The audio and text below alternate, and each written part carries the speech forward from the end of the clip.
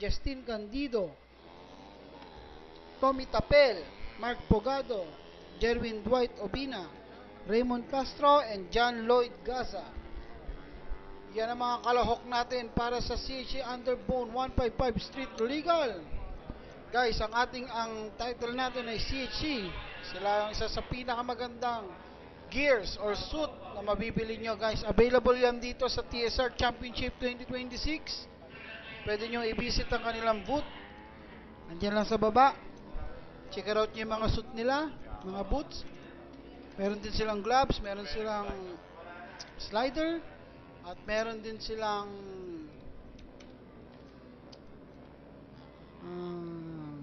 personalized na suit. Yan. Check out nyo yan, yung CH na yan.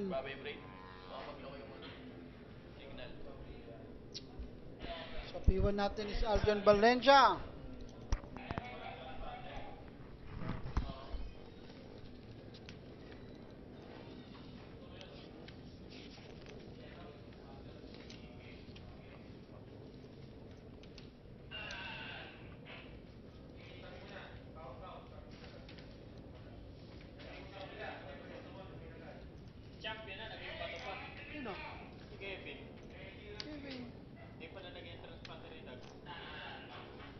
Todo? Yun lang.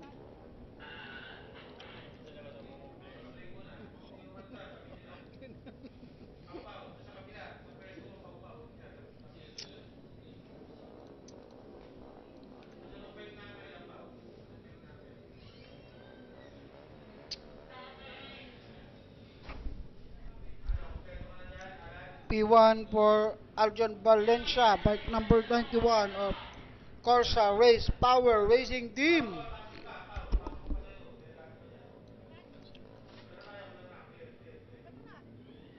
Maangat pa rin eh. Meron 22 riders on the grid. Napakarami na ito, guys. Masarap panoorin to. Check it out natin, guys. Huwag kayong bibitiw. Alam nyo kung paano napapaganda ang isang karera pa nanonood sa bahay. Bumili muna kayo ng fishball dyan sa harap ng bahay nyo. Fishball, kwek-kwek, kikyang. Sarap niyan. Habang nanonood ng karera sa live, oh. Sarap!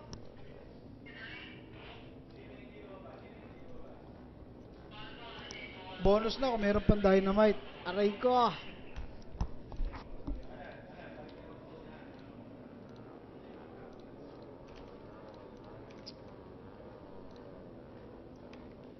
Okay, bibitaw dyan, guys. Bibitawan na to. Bibitawan na to CHA Underbone 155 Street Legal. We have 22 riders on the grid. Napakarami na ito. Fishball kayo sa akin.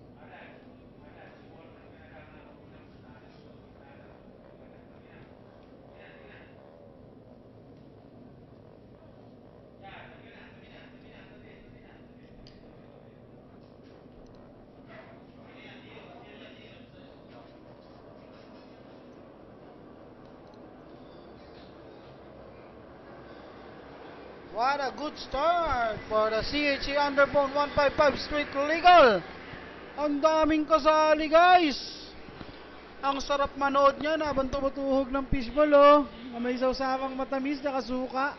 Ay, sarap, merienda time para sa ating mga timbahay dyan.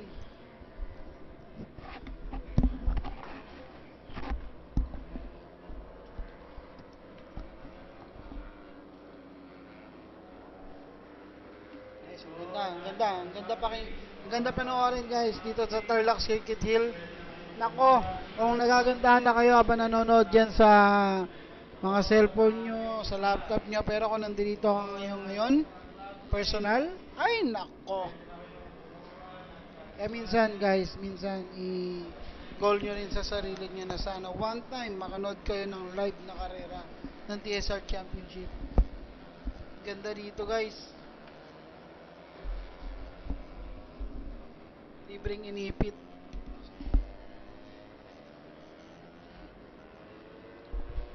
Alright, last corner. Tingnan natin. Sino unang tatawid? P1, Sean Espadilla, followed by Aljon Valencia. P3 for Angelo Portal. Nagka-rumble na, guys. Nagka-rumble na.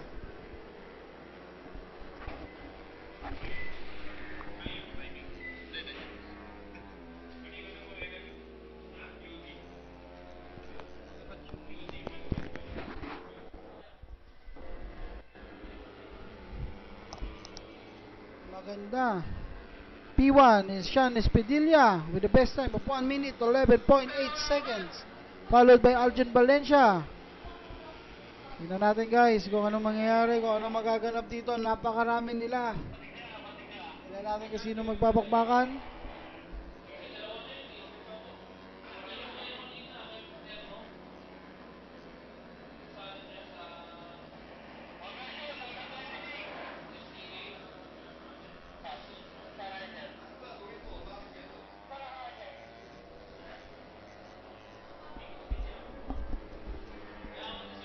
Alright, ito na, tatawid na.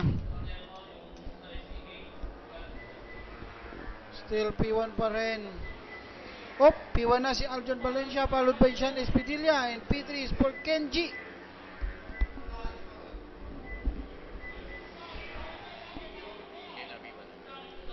Maganda ang mga nangyayari dito sa ating CHC Underbone 155 Street Legal. Beginner, novice, intermediate, and expert.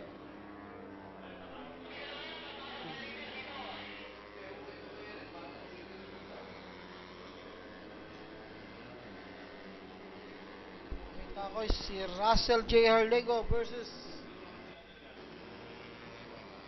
Aljon Valencia.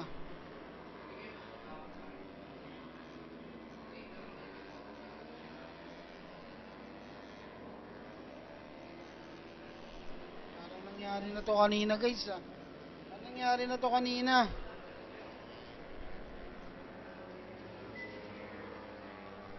Russell J. Harlego, my friend from Marikina versus Aljon Valencia. Aljon Valencia. Walang ka-effort. Overtake by Aljon Valencia. Kontra dito kay Russell Harlego.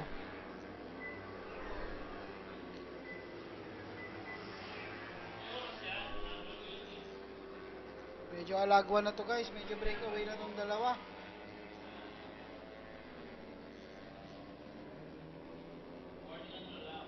Sean Espadilla is down.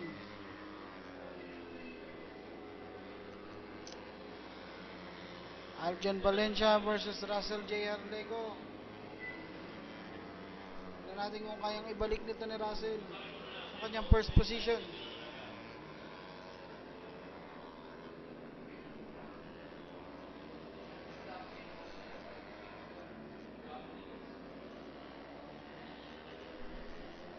Approaching last corner.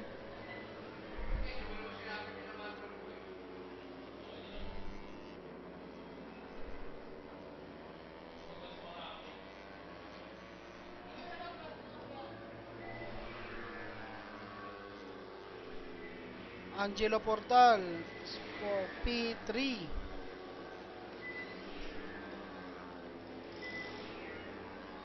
Ito na guys. Ito si Angelo Portal.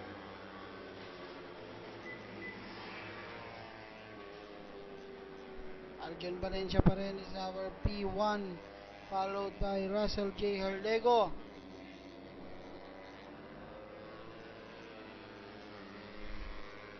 Kakayanin kaya ibalik nito ni Russell ang kanyang pagka first position.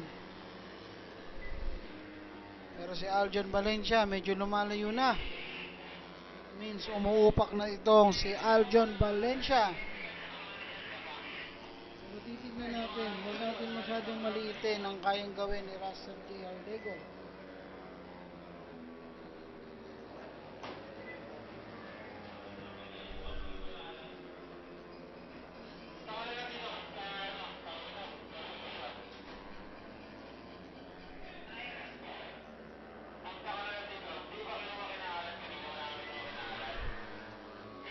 Aljon Valencia versus Russell J. Harlego.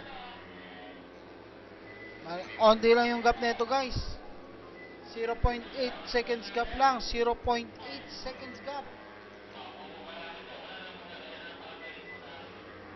Napakaliit niyan. Ito na, lumalapit na ito ulit itong si Russell Harlego laban kay Aljon Valencia. Tingnan natin guys. Yellow versus white. Pero pareho si Sniper Mga sniper ang kanilang gamit.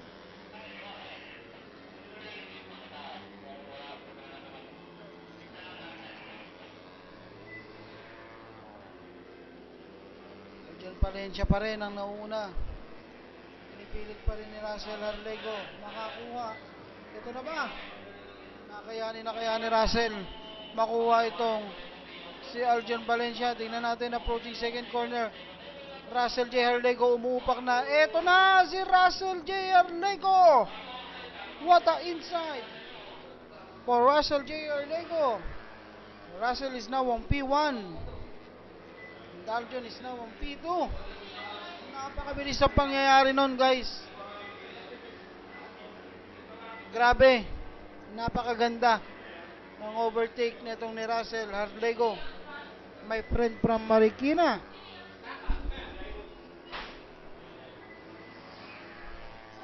Kaya kayang ibalik ni Aljon.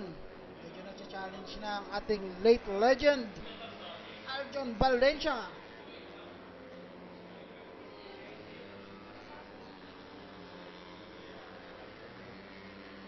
Kit Lawrence Veloso versus Angelo Portal.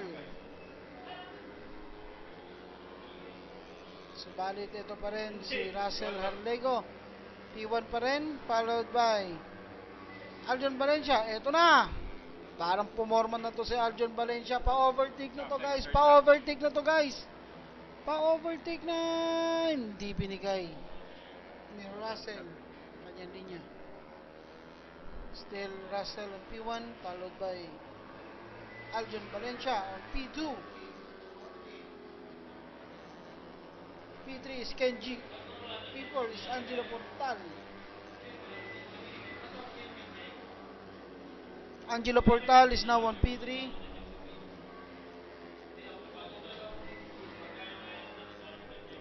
Ganda ng pangyayari nun, guys.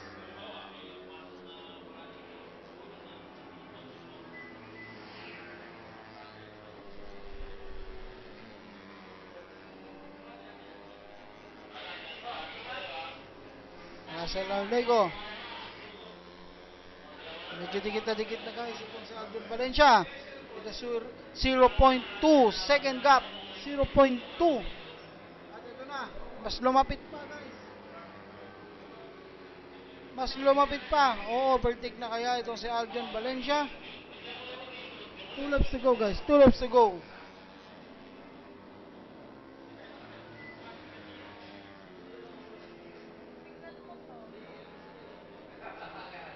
Kakayanin kaya ni Aljon makuha ang kanyang first position laban kay Russell J. Harlego. Patibayan ng resistensya, patibayan ng makina. Kaya panindigan ni Russell J. Harlego ang kanyang first position. Still Aljon Valencia nasa likod lang with 0.1 second gap. 0.1 second gap. Napakalapit lang yan, guys. Anytime, anywhere, isang error lang nito ni Russell. Talagang makukuha at makukuha.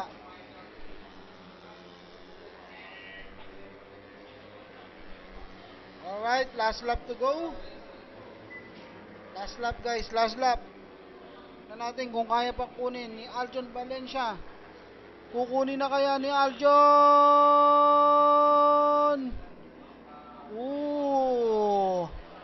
Hindi binigay ni Russell Harlego ang kanyang linya. Ang ganda ng depensa ng kaibigan ko galing Marikina.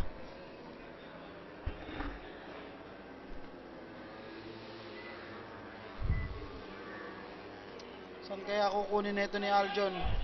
May plano kaya itong si Aljon Valencia para kay Russell Harlego? Guys, ito na. Medyo gumaganda.